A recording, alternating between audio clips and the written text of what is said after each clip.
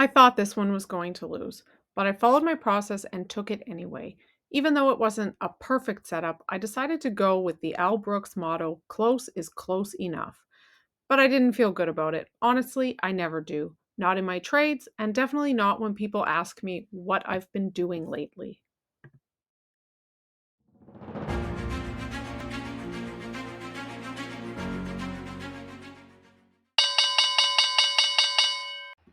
All right, so my trade is setting up here about 10 minutes into the New York session. My signal candle here didn't come quite to the MA, but I decided to go with Al Brooks' motto, close is usually close enough. So I put on the stop buy, and it looks like it's going to get triggered here. I'll have a 16-point stop and a 24-point TP.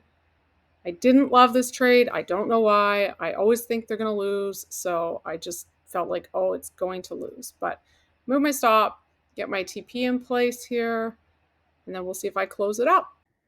So this video isn't just about thinking that a trade will lose for no real reason, because I always take my trades and then think they're going to lose.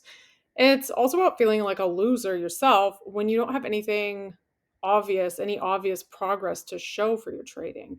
Over the weekend at a family thing, someone asked me if I've been busy doing a lot of website work lately. And I just said no, that it feels kind of pointless with where AI is and where AI is going.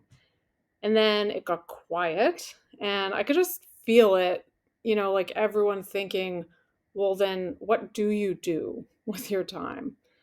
And I didn't want to bring up trading and I didn't want to say, well, I just started a YouTube channel and making videos actually takes quite a bit of time. And I also didn't want to say I have a blog that I work on sometimes.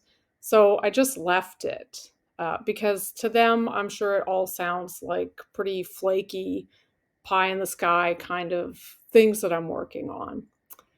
I didn't love that, but I didn't want to explain myself on what I'm doing or what I spend my time on. And I guess I'm sharing this because it's hard. It's hard when you've been working on something for years, struggling to get good at it, and you have nothing to show for it. Never mind telling them that it's actually costing me money to do this. I don't know if anyone else can relate to that or not, but anyway, let's go check out how I did in the challenge and the outcome of my trade today. And jump. And you might think, what if I fall? Well, what if you don't? What if you fly? So I stuck to my discipline challenge. I only took one trade. I closed it up. I didn't watch. And now I'm coming back to see what happened with the trade. And it looks like it won. Awesome. So I got my 24 points on my 5 micros. That's $240. So it's pretty exciting, especially for a trade that I really didn't feel good about. But like I said, I never feel good about my trades. If it's a perfect setup, then I think, oh no, the setup's too perfect. It can't work. And if it's like this one where it didn't quite come to the MA, but still otherwise was a perfect A long for me, then I'm thinking, oh no, it didn't come to the MA. It didn't quite meet all the criteria. It's not perfect. And then I feel like that's going to lose. So I think no matter what trade I take, I'm always kind of thinking that it's going to lose, except for the rare time where it's like I'm getting in short or long where I see an obvious target above or below. But that's rare. Most of the time I'm feeling like it's going to lose and then I close it down and I walk away thinking I lost the trade. But I'm happy with today's outcome. I took a solid trade and it won. And the best setup of the morning New York session was actually the trade that I took today. This doesn't, I mean, sometimes this happens, but usually there's a better setup after my trade. This one legitimately was the best setup of the day using my criteria of my A longs or like my A setups or my C setups. This was the best. It had a 15, 16-point stop, and the trade would have gone for, it would have got 6-1. So it went like 100 points up. I don't know. It may have kept going up after. Once it got up there, then it started consolidating. So might have consolidated and then continued higher, or it might have gone down. But yeah, that was the best setup of the day. I don't really see, like, obviously getting in long sooner would have been a better trade than the one I took. The profits would have been more. But I don't see anywhere that I would have been able to get into that trade. Like, there would maybe just breaking the opening 1 minute range, but I don't take that trade because so often that fails.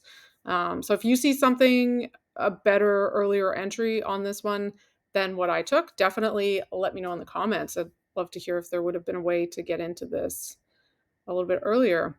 So yeah, best setup of the day. I actually took it. And of course, once I saw this and I looked at it, then immediately it's like, oh, I should have had a bigger TP. I should have taken more of this move because now I checked, I shouldn't have checked, but I did. I'm only $75 away from passing my take profit trader eval. So obviously the thought was like I should have just held for another 10 points and I could have passed, and then tomorrow I could be trading a funded account. But that's stupid. My plan is 1.5 to 1, and that's what I did here. So this was a good trade.